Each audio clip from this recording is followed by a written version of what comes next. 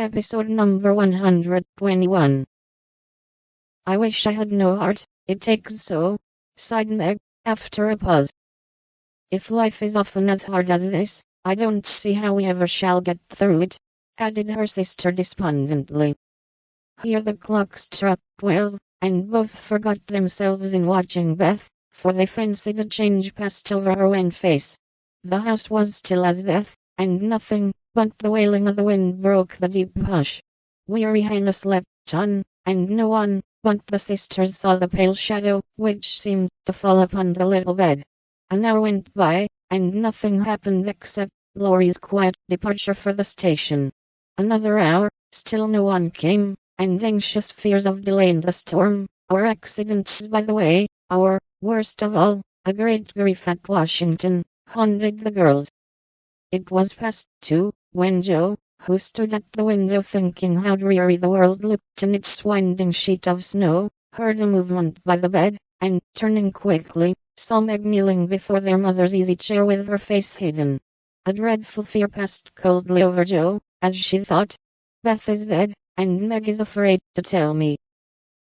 She was back at her post in an instant, and to her excited eyes a great change seemed to have taken place. The fever flush and the look of pain were gone, and the beloved little face looked so pale and peaceful in its utter repose that Joe felt no desire to weep or to lament.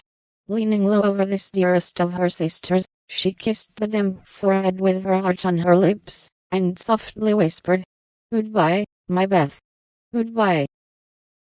As if awake by the stir, Hannah started out of her sleep, hurried to the bed, looked at Beth, felt her hands, listened at her lips, and then, throwing her apron over her head, sat down to rock to and fro, exclaiming, under her breath, "The fever's turned, she's sleeping, natural, her skin's damp, and she breathes easy.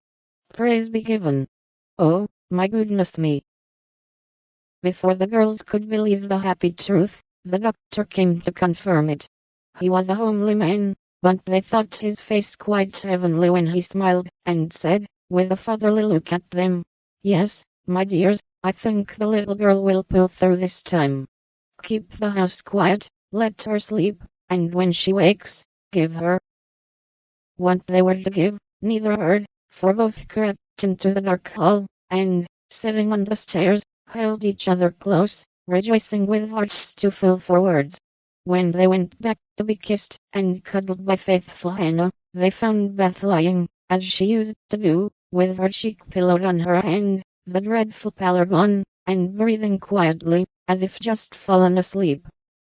"If Mother would only come now," said Joe, as the winter night began to wane.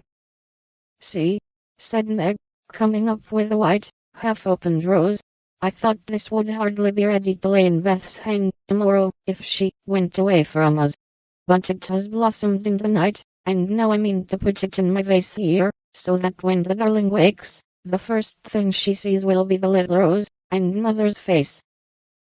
Never had the sun risen so beautifully, and never had the world seemed so lovely as it did to the heavy eyes of Meg and Joe, as they looked out in the early morning, when their long, sad vigil was done.